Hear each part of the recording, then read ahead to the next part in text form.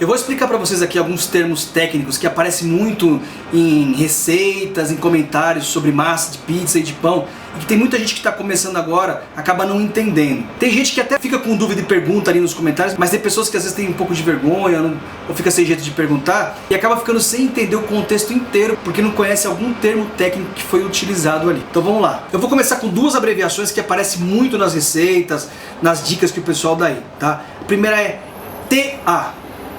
Temperatura ambiente. É a temperatura que a gente está no momento aqui agora, temperatura ambiente. TC, temperatura controlada. Geralmente significa você colocar na geladeira e controlar aquela temperatura mais ou menos, para você baixar ela e controlar ela dentro de uma temperatura reduzida, uma temperatura controlada. Puntata. O que seria puntata? A puntata é quando a massa cresce. É quando a massa já dá uma desenvolvida, já forma uma cadeia de glúten. Geralmente essa puntata ela pode ser de 1 hora até de 10, 12 horas, depende. Tá? É o momento que a massa já passou por uma transformação e ela já pode ser, no caso, dividida, porcionada, ou então passar para um outro estágio. No caso, pode ser colocada em temperatura controlada, tem que esperar às vezes essa puntata. É um ponto onde a massa já cresceu, ela já às vezes dobrou de tamanho, ou então ela já formou a cadeia de glúten e aí já pode ser passado para o procedimento seguinte. Autólise ou autolise é um processo que se faz onde a gente mistura água e farinha, só água e farinha e mais nada, mistura ali, né, faz aquela mistura tanto na mão quanto na masseira e deixa em descanso. Esse descanso pode ser de 20 minutos até de 3, 4 horas. Isso vai facilitar na hora de sovar e isso vai desencadear já um processo e facilita muito as coisas, dá uma diferença muito grande. Tá? Então você mistura água com farinha, deixa um tempo ela reagir e depois você coloca o resto dos ingredientes, mistura tudo até chegar no ponto que você quer. Tá? O resultado é interessantíssimo também. Pré-fermento. O pré-fermento ele é nada mais nada menos do que a própria massa que você vai fazer, mas num estado mais evoluído. Você usa essa massa para compor uma massa nova agora. Esse pré-fermento geralmente é feito com farinha, água e com um pouquinho de fermento. Aí você vai já dar uma despertada e usar tempos diferentes. Você pode usar um tempo assim de 6 horas, pode usar um tempo de 12, 24 horas, 48, até 72 horas. Depende do resultado que você quer na sua massa hoje. Então eu preparo um pré-fermento hoje para usar na massa que eu vou fazer amanhã. Dentro dos pré-fermentos existem variações. Por exemplo, o Polish. O Polish é um pré-fermento com alto teor de hidratação. Ele é mais líquido. Tá? Então mais ou menos você usa a mesma quantidade de farinha, você usa de água. Por exemplo, 200 gramas de farinha, 200 gramas de água. Aí vai fazer um pré-fermento mais líquido.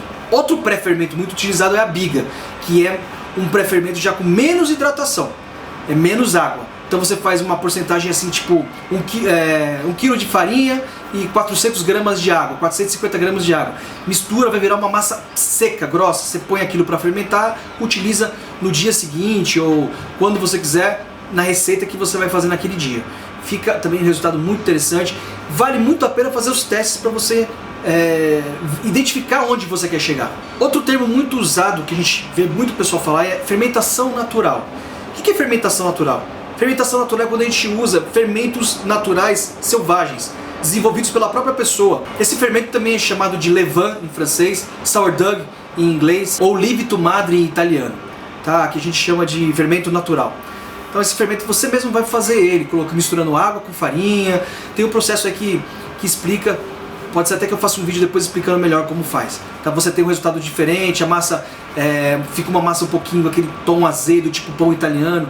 Isso é uma fermentação natural. Outro termo também usado é o cornicione. O que seria o cornicione? O cornicione são as bordas da pizza, aquela borda cheia. Tá? Aquilo na Itália é chamado de cornicione. Você vai ver muita gente falando sobre pelate aí para fazer molho. O que é pelate? Pelate é o tomate pelado.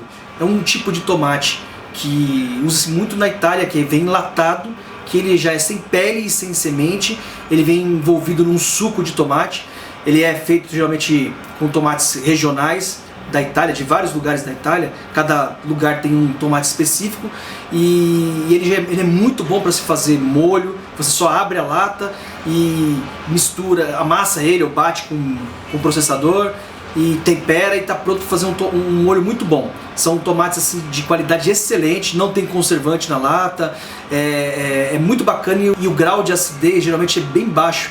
Os tomates da Itália são bem doces, assim, adocicados naturalmente, principalmente aqueles que são cultivados na região do Vesúvio ali.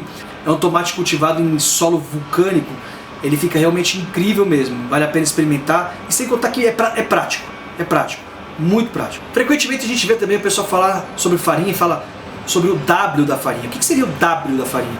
O W é o índice de força, é essa força da farinha, o W dela, que vai determinar o quanto ela vai aguentar de fermentação longa. Bom, eu espero que esse vídeo tenha sido esclarecedor, que ajude muita gente aí, principalmente o pessoal que está começando agora, que está aprendendo. Se alguém tiver mais alguma dúvida, pode deixar aqui nos comentários desse vídeo aí, que ou eu ou outras pessoas que têm muito conhecimento vão ter o maior prazer em poder ajudar.